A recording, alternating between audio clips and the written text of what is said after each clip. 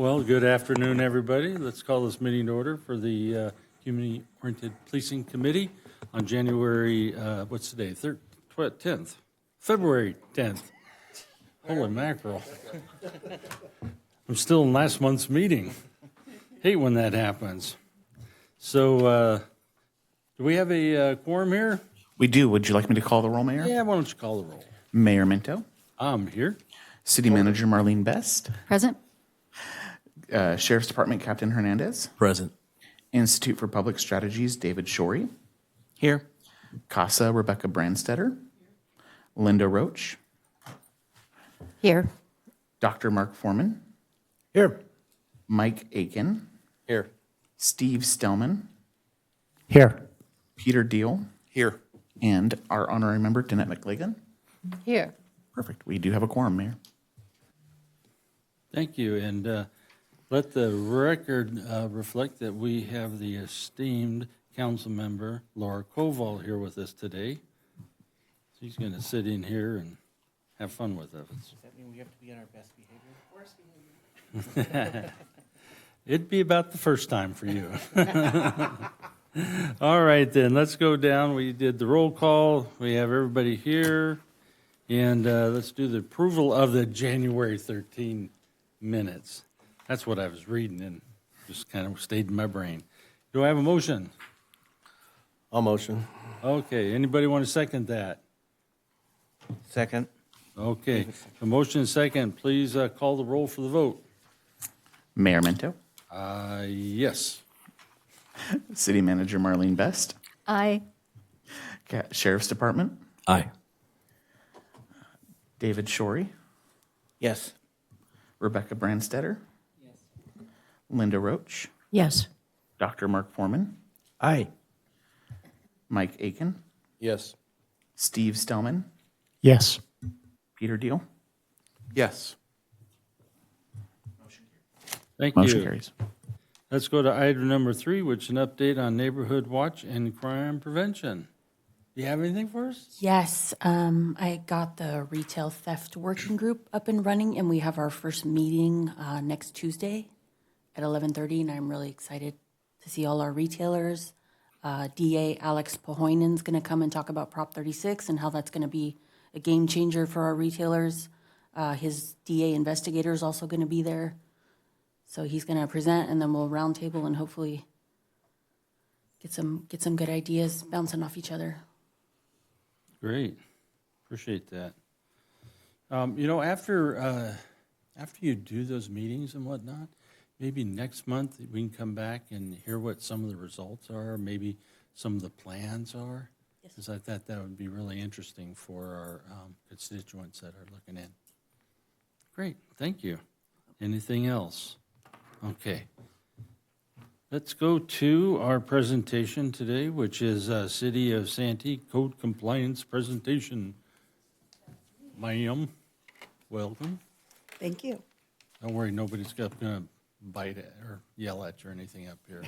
I don't know. It's not even close to a council meeting. We actually have fun. Good to know.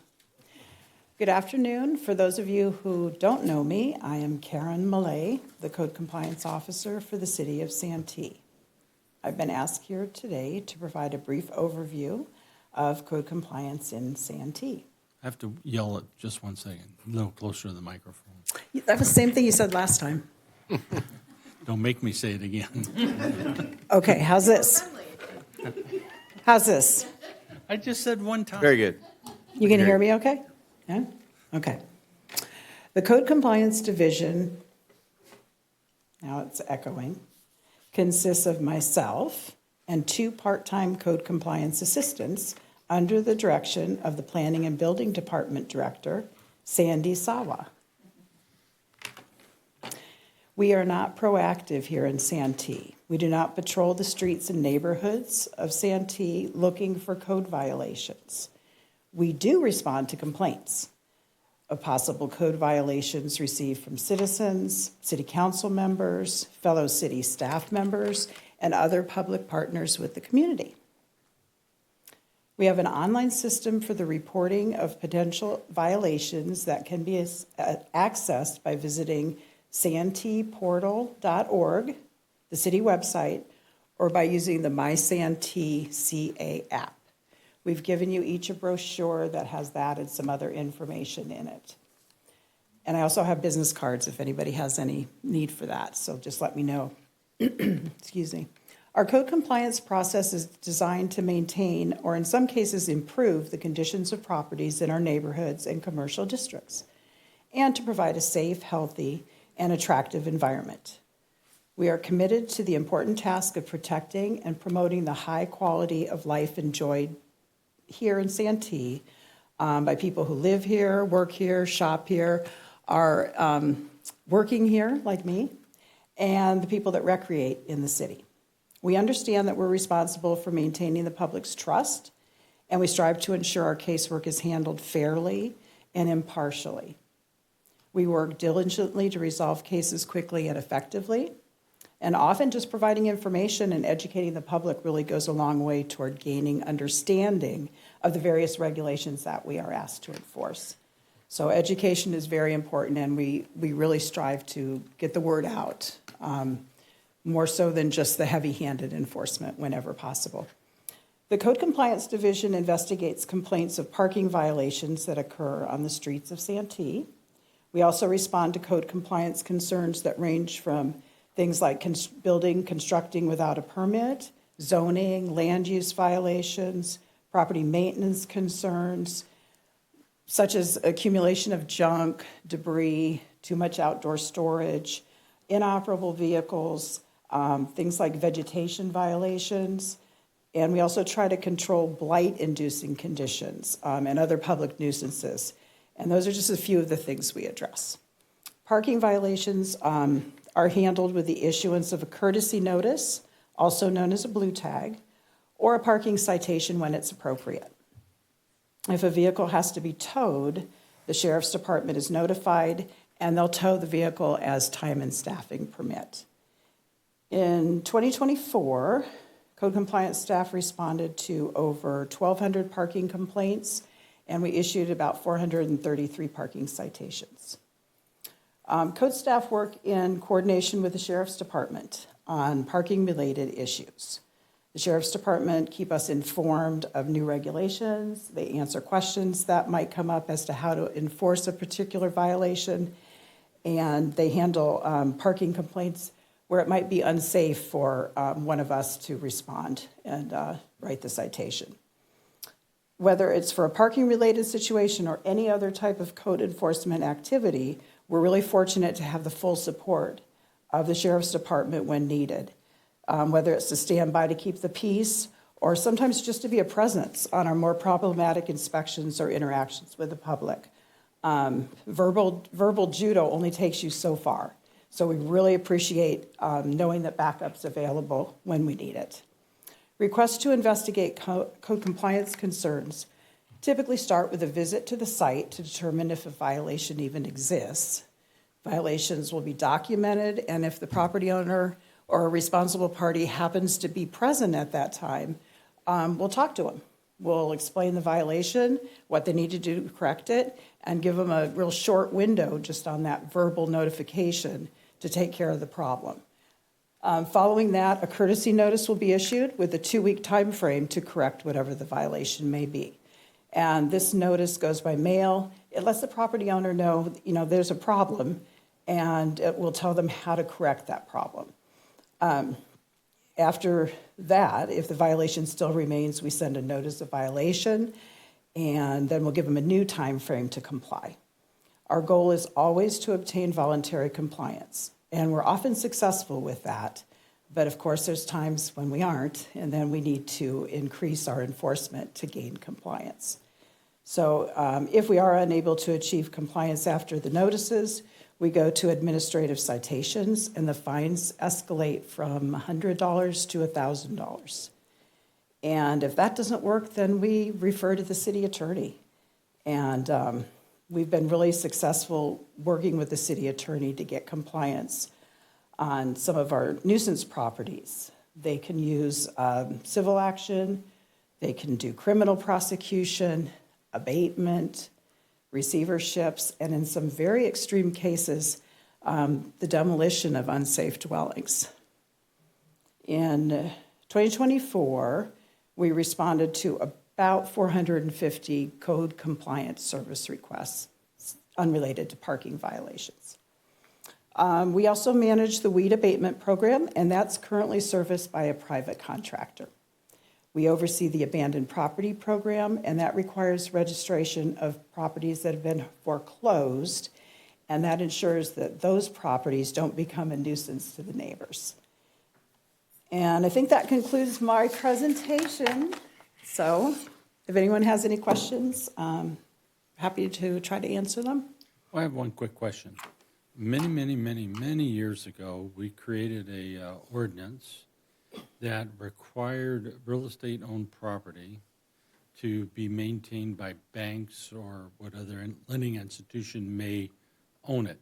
Are we enforcing with them on that, or how's that working out? So the only thing we really have is for the foreclosed properties at this time.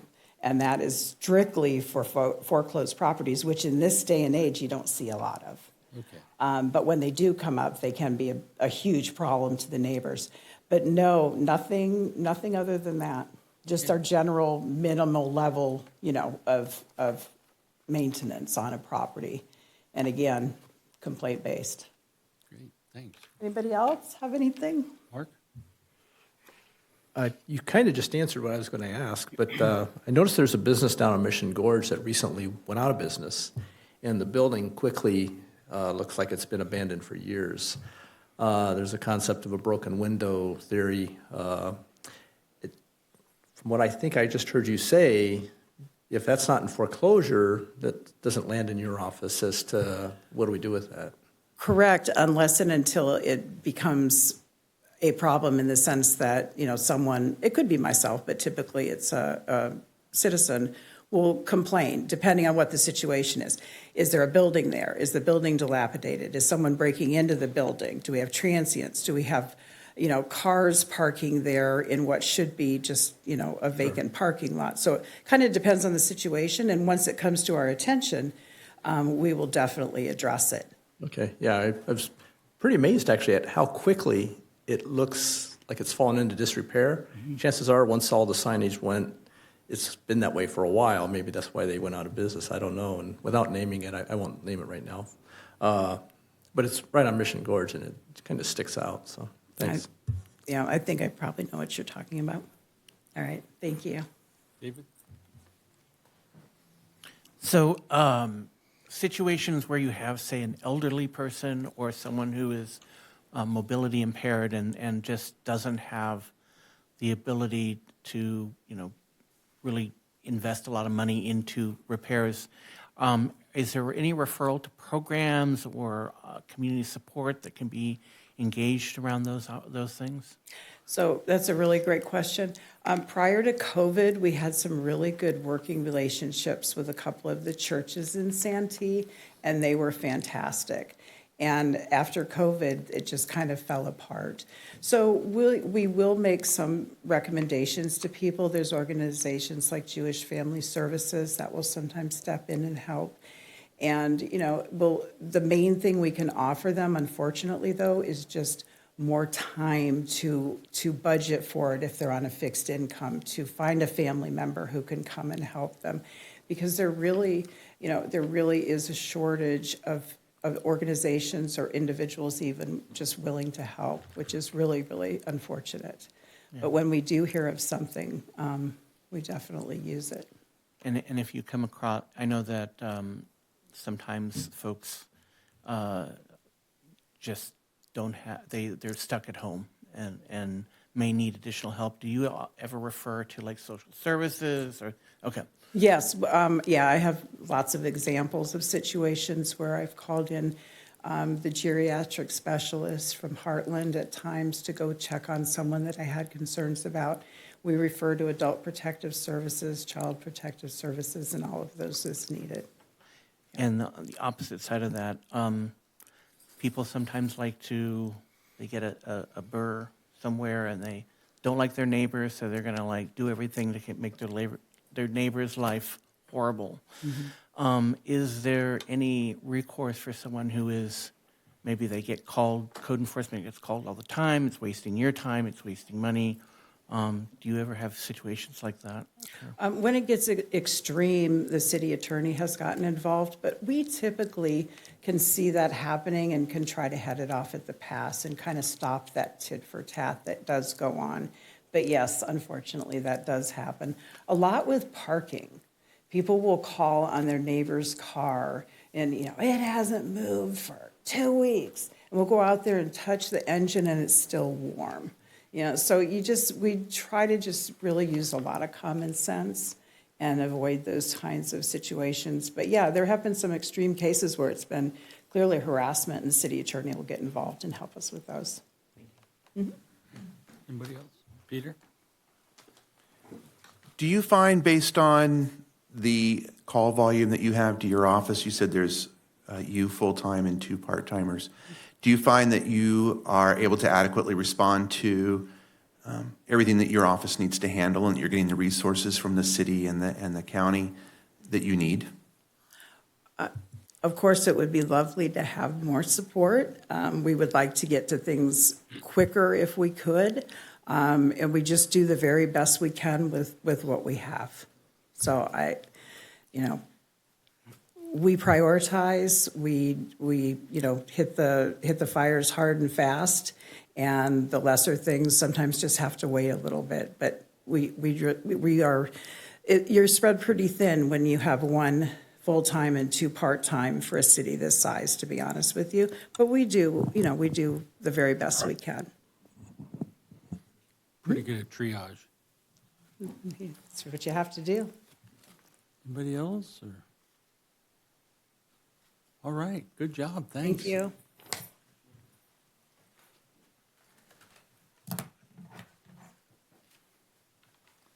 All right, item number 5 is Discover Your Community Event Update.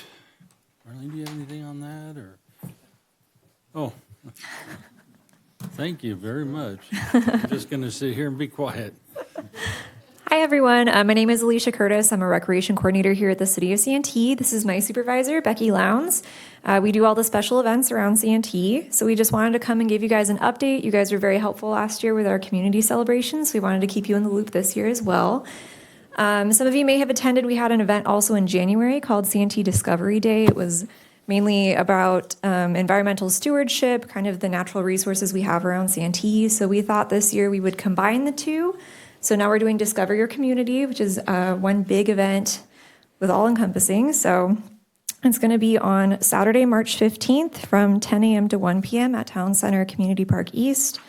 It'll feature local and regional cultural performances. So we're going to have the Lion Dancers again this year, youth performers from Stomp Music School and Expressions Dance Studio, as well as Ballet Folklorico from Pride Academy. We'll have youth entrepreneurship there, nature and conservation education, community resources, and also we're looking into some additional art elements that we can include.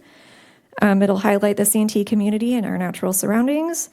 We're also partnering with Elevate Arts Foundation. They're going to be hosting their 2-2 Fun Run. It's a 2.2-mile fun run around the park. That'll start at 10 a.m. All the proceeds from that 2-2 Fun Run will go back to their foundation. They fund scholarships, local art education, free classes for children with special needs.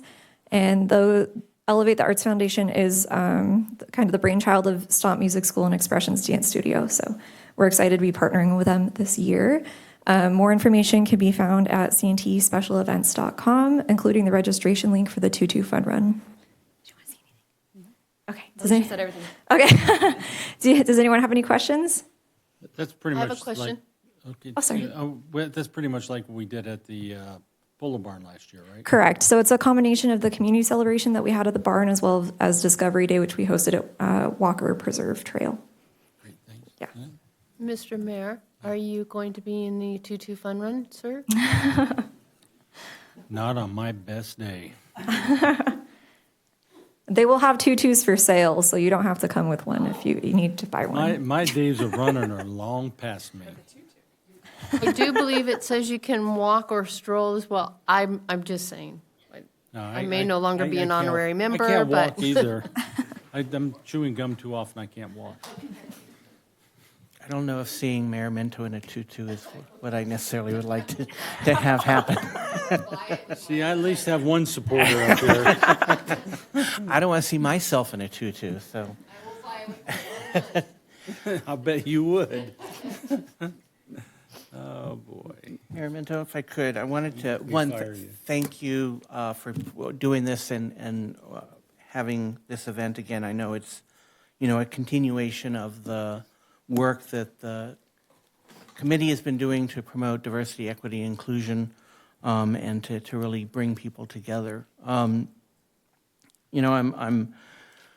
glad to see that there's an agenda item on here about this, and I know we had spoken at the last meeting, Mayor Minto, about the possibility of that item continuing on again, and so I'm reminded of a of a proclamation that was actually signed by Ronald Reagan back at the beginning of his term about that the motto graven on our coins, E pluribus unum, reflects the rich diversity from which America draws its strength and vitality. And I think that's a statement that could be said about the city of Santee as well.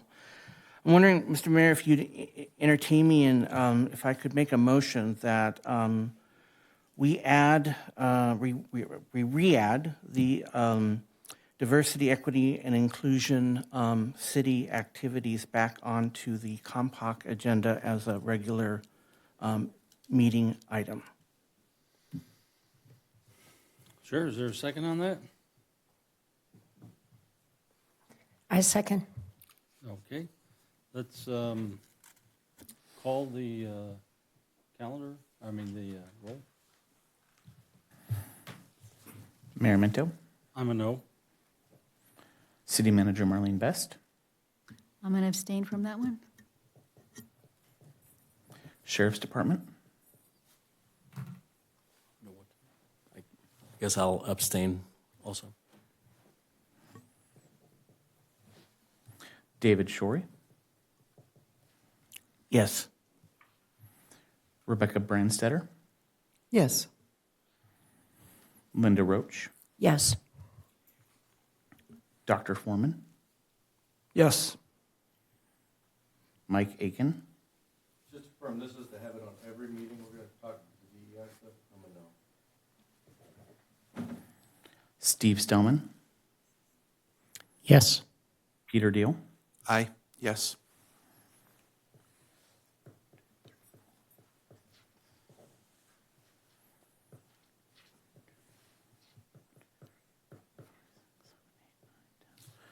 That carries with 6 of the members present voting yes. Thank you. That'll be on the agenda. Any other comments? Or?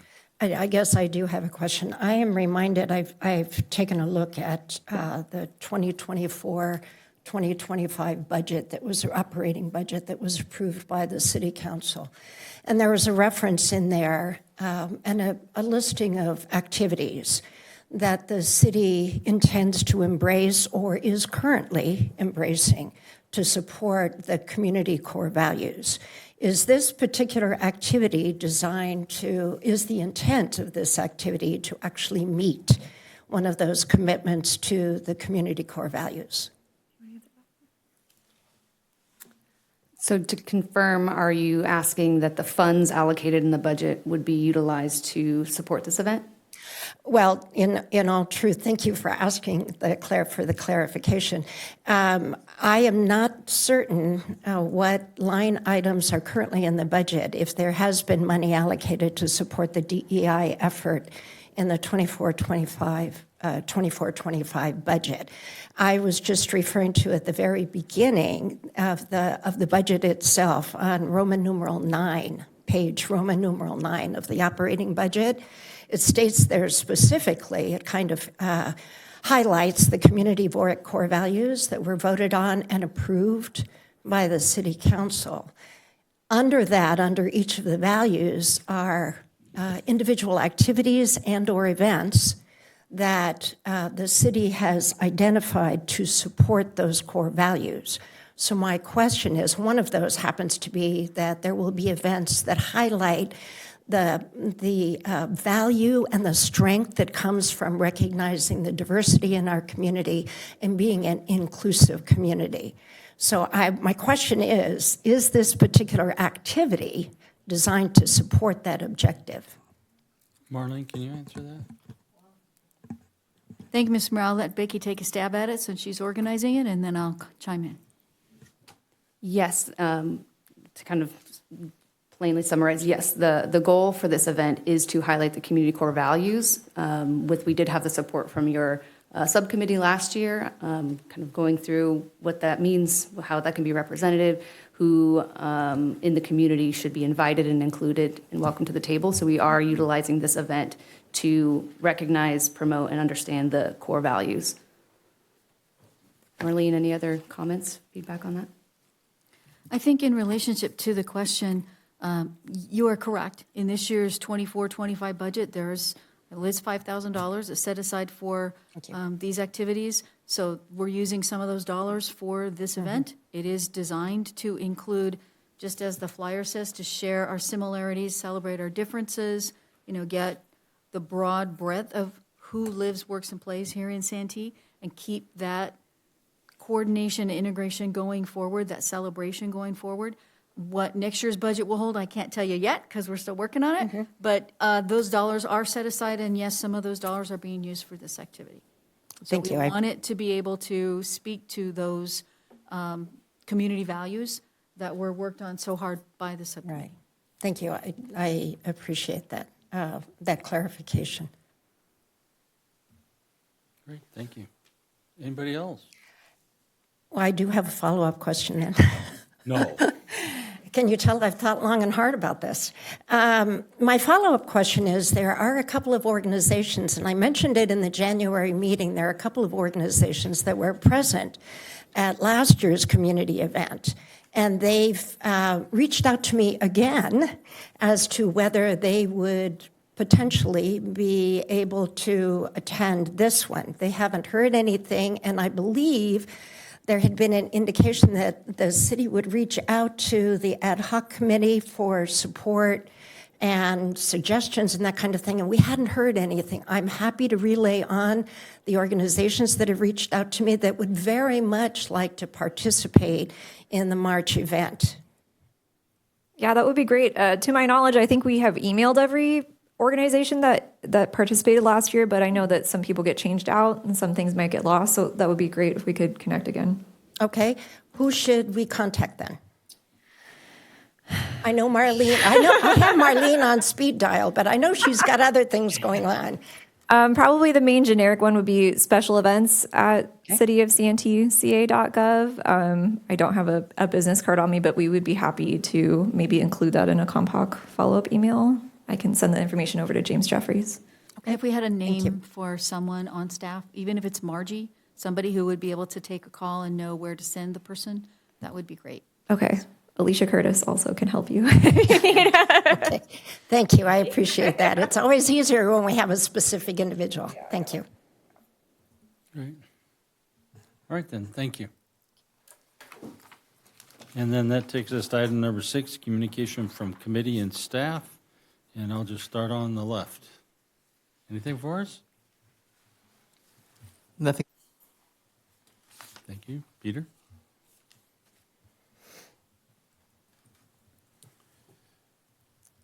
There's been some talk about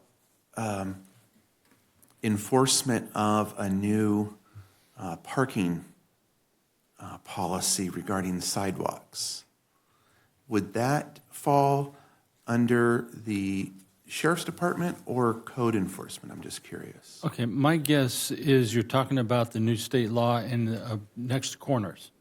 Correct. Okay, yeah, that would definitely be the sheriff's, and if we get a message through code compliance, that we'll look at that also, but generally the sheriff will go by. And you guys, are you getting a lot of complaints on that yet, or? Not that I know of, but we collaborated with code enforcement and we came up with some educational material for the public.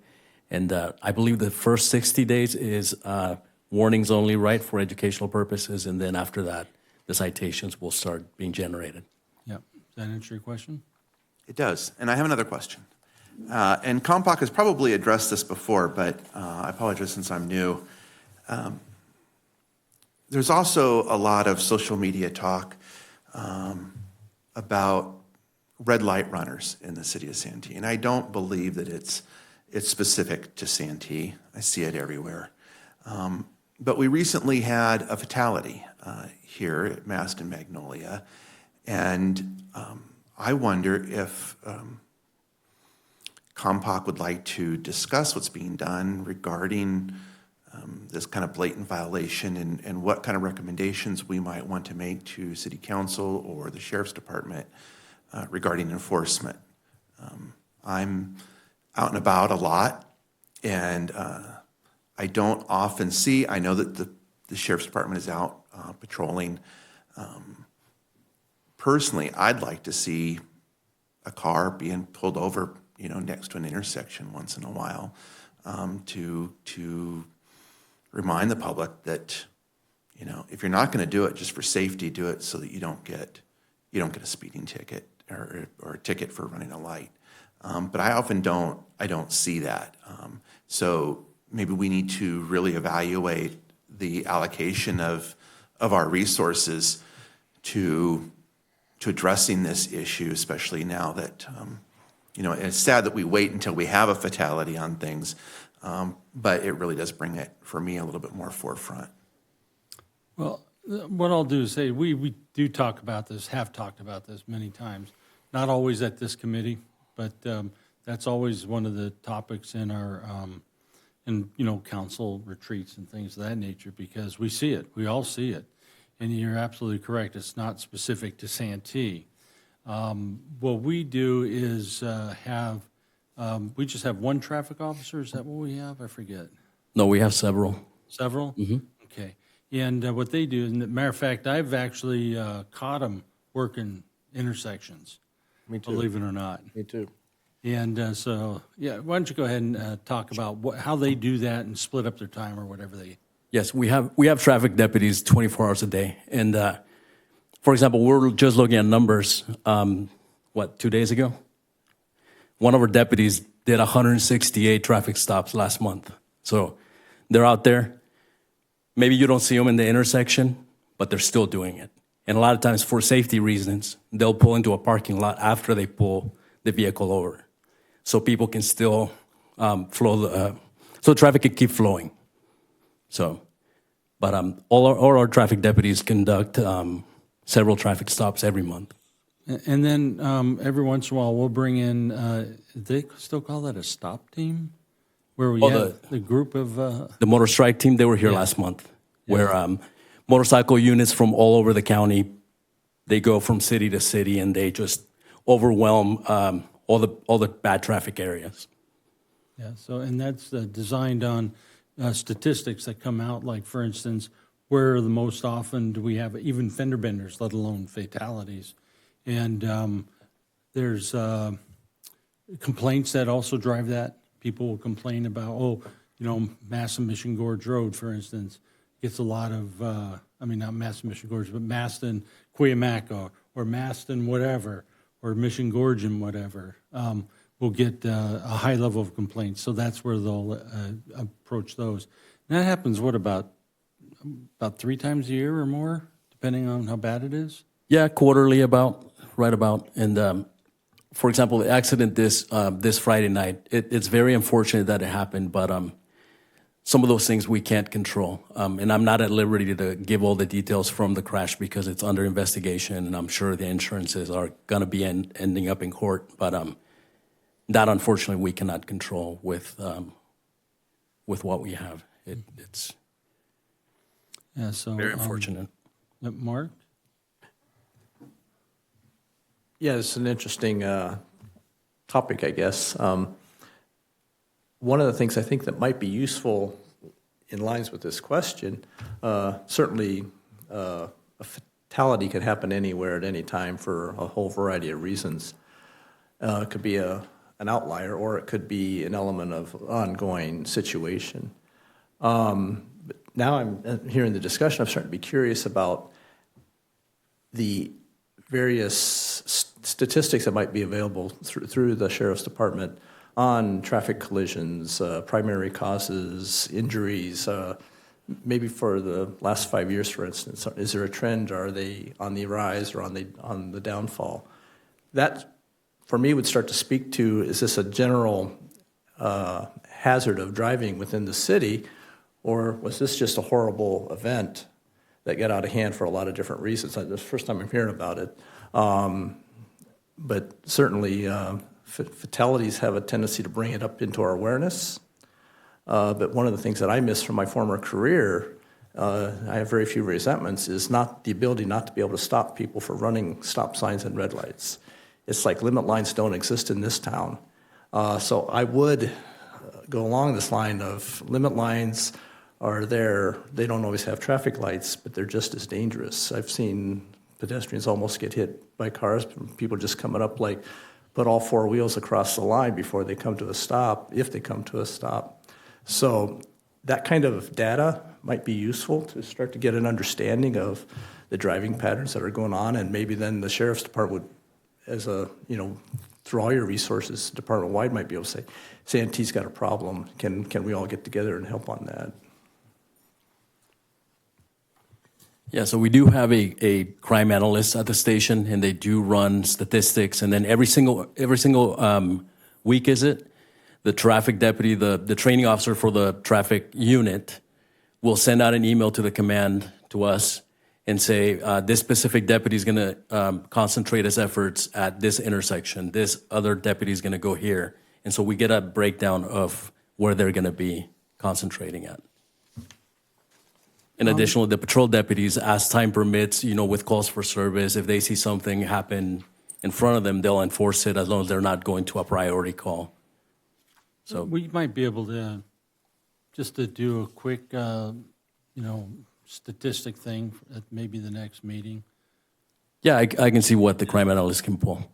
Yep, that shouldn't be too tough. But anything very detailed, if that's something you want to see, you could always go to our public website, and there's a CPRA request link that you can always fill out and be more specific with what you want.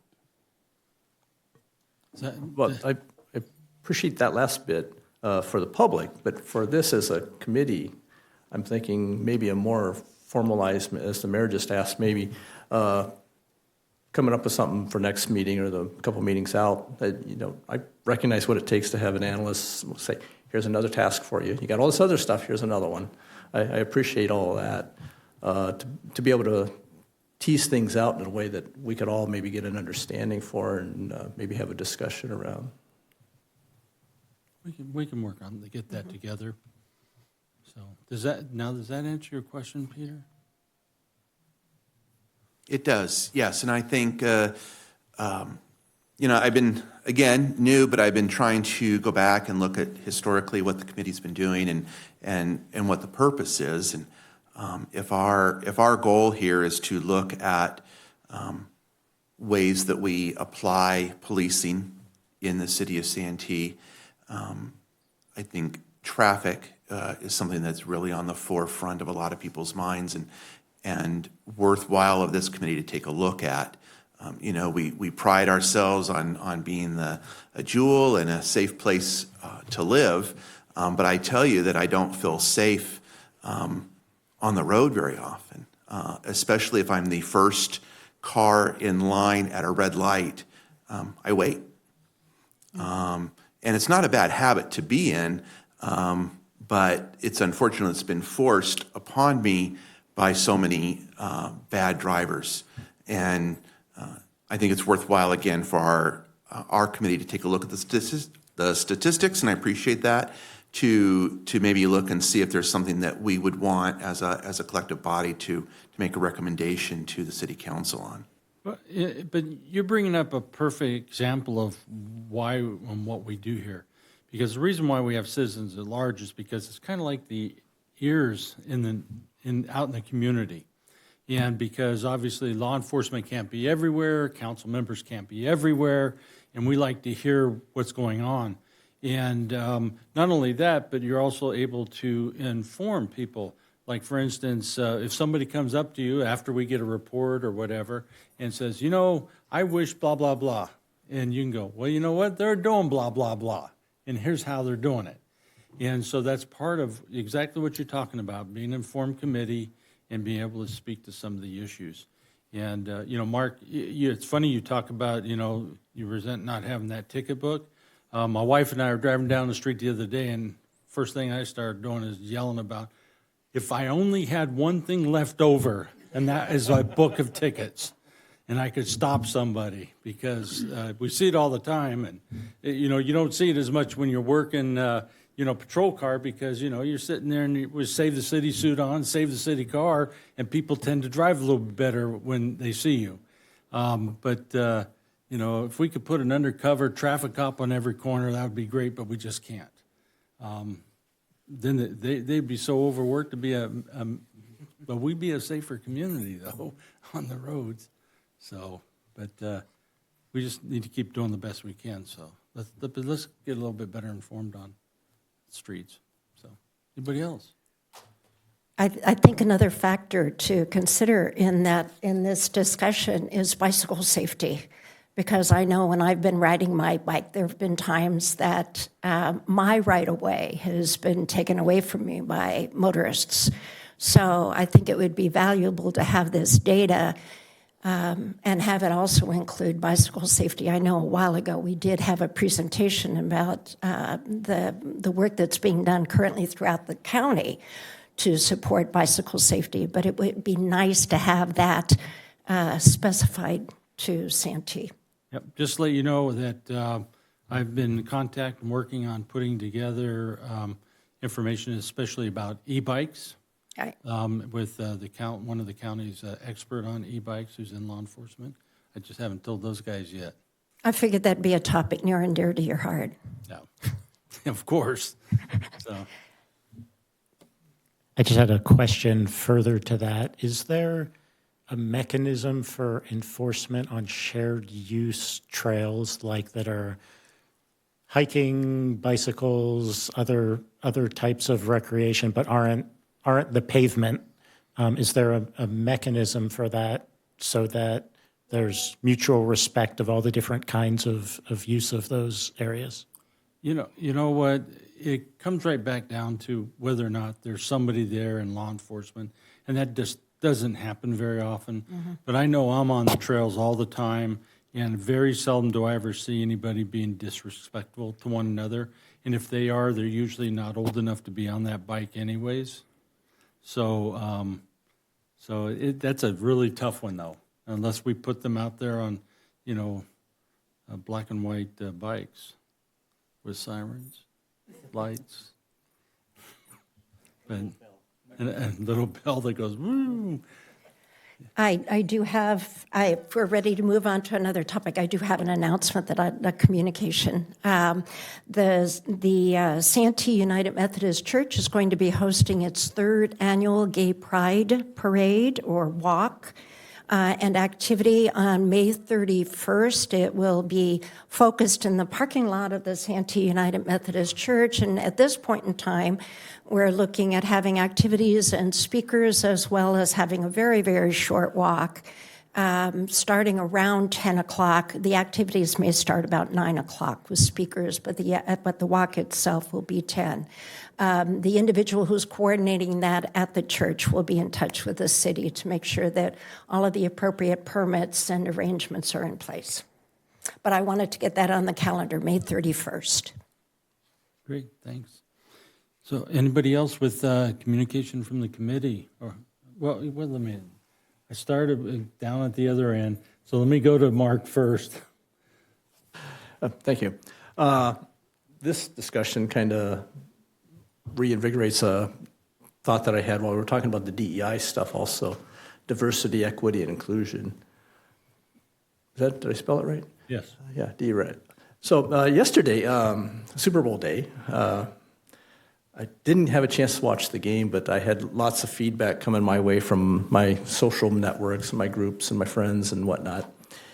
And this idea of equity started coming up a lot. And it got me thinking, and I was just hearing it discussed here, without ever saying it. It's as Captain, as you were describing how the Sheriff's Department would come together with different types of enforcement, and it would morph and shape itself based on what's going on. That's equity. You may move a special enforcement team from one community to another around the county and stuff, and not everybody needs it. If everybody got the same amount, that would be equality, but it's equity, and I'm thinking, we're doing that. But yesterday, my crazy little brain, the way it thinks, I was thinking of equity in sports and how it might apply to the football, and it does. But then I started thinking, well, golf, equity is a handicap. If I were to step on a golf course, my handicap, I don't know what it would be because I'm not a golfer, but somebody like Mike would kind of pretty much run me all over the course. That's what equity is about. Sometimes thinking, well, I'm kind of pleased that as we went around and we had a little vote to talk about it every month, that I don't know that it needs to be a scary thing because we're already doing it. It's what you professionals in the room that have jobs, you do as a matter of living. I'm guessing when you go out and do code enforcement, you're not checking in for things. You say, how do I prioritize these calls and which ones do I do? Not everybody's going to get the same attention. It's just the way the world works is through an equity way sometimes. But every once in a while we can see that we're not being equitable and we're also not being equal. They're not necessarily. When I used to referee soccer, one of the great teachings I would get would be, if I see a foul and I'm thinking, what would this youngster's grandma think of what she just saw? Oh, that's not very nice, is it? That's not fair. We hear about fairness. Back then, FIFA used to advocate fairness. And really, I think that's what we're talking about here, is this discussion around traffic enforcement. I'm sure the Sheriff's Department could send every sworn deputy into Santee and go stick one on every corner, and they wouldn't come away with any tickets because nobody would move. Nobody would do anything. Well, a few would, but versus, well, how do we do it equitably? And I think that's really what we're talking about here now, as we are doing it. And so I don't know if the word itself should be something that we can't talk about, or the diversity that it takes to do all this stuff. So there you go. Thank you. Linda.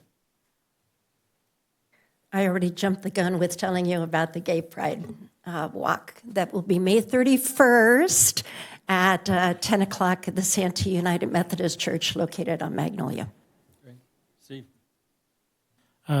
Two quick things. One is just thanks, Mark. I liked your take on some of that. I know that when the ad hoc committee existed and we were meeting, we tried very hard to navigate through the politicization and some of these other things that made it controversial to talk about these things and come up with these community values that we felt we could, a common place that we could all come along. And I thanks for bringing that up. I enjoy having an opportunity to think about these topics as it relates to the place we live.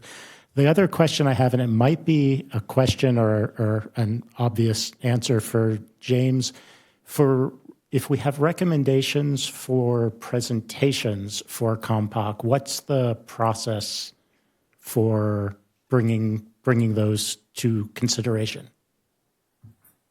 Well, we did have the workshop last year about bringing ideas, and then I just try and contact the different groups, agencies. I ask, the groups here, if you have ideas, let me know. I can reach out to them if you have a contact, and I try and schedule it. Just funnel stuff to you is I wanted to confirm that, correct? Yeah, and if I needed to get any clarification, or if the mayor, city manager needed, to weigh in on it, I'd ask them. But typically, yeah, if you have a recommendation, please feel free to just email me anytime. Great, thank you. Jeanette? I appreciate, Peter, that you give it a 3 count before you go through the light. That gives people ample time to hit their horn and let them know that you haven't moved quickly enough. Because I, too, give it a 3 count. The other day I was driving with my parents, and my dad goes, "Oh, nice stop. You came completely to a stop." I'm like, yeah. I'm aware that there was a motorcycle accident over here on Mass when some guy got ran into at 3 o'clock in the morning. I don't know if they ever found the guy that hit him. I'm curious, does the city of Santee have license plate readers, or has there been any discussion about that, or what the conversation might be about having something like that? We do not have them, however, we have had plenty of discussion about it. We've actually met with some companies. You were in on that, weren't you? Was that a council meeting? No, I thought there was a meeting Yep, I know, Ron Hall's been talking about it, meeting, I thought you were with them for some reason. I know they do more than solve traffic problems. Right. You know, that they also solve crime, and so, just wondering if it was something that you had talked about. If I could add to that, the city is interested in trying to pursue license plate readers, specifically flock cameras. They are used by the sheriff's department throughout the county, by a number of other jurisdictions. We're trying to see if we can budget enough to make that happen. We are also, and have applied for federal funding to help support that from Department of Justice, and we're planning on doing so again this year to see if there is anything that funnels out. We want to be here to catch it. So we are trying to pursue red light cameras, if you will, flock license plate reading, not red light, but license plate reading cameras. I just think it's a great idea, and so I'm glad I brought it up so that people can be aware of that. Our sheriff's captain is a huge advocate of them. Marlene? So for my turn, I just want to make one brief announcement. Fido Fest is coming up. See how the ladies are smiling over there. Saturday, February 22nd. It's going to be at Town Center Community Park East, 11 o'clock to 3 o'clock. It is free. My understanding is that we have every, vendor that's possible related to dogs and animals that are going to be there. It's a beautiful activity because you see every breed of dog, and if you ever wondered what was that animal called, you can ask their owner. They'll be happy to tell you. And they'll be dressed up in costume, and they'll be doing contests, and there's a lot of really great opportunities for you to adopt a dog if you don't already have one. If you have one, you can get a mate or a buddy for your dog. So I encourage everybody to come on out. That's all I have for today. Thank you, Mayor. That's a pretty rough subject. David? I have to follow that. I just want to remind everyone that this week is Love Your Heart Week, which is encouraging folks to have your blood pressure and cardiovascular system checked out. As a person who survived a stroke because of high blood pressure, I certainly encourage folks to do that. Also, along the same lines of the conversation about information, I know that a couple of times I've put forth the idea of maybe doing some kind of report back about crime statistics or information, and I'm not sure if that is possible, but maybe something on a quarterly basis, just so that, we are focused on community-oriented policing to understand kind of what the trends are that are happening in our community might help inform us in terms of presentations or, community hearings or things like that that would help engage the public around these kinds of topics. So I don't know if that's possible, just a thought.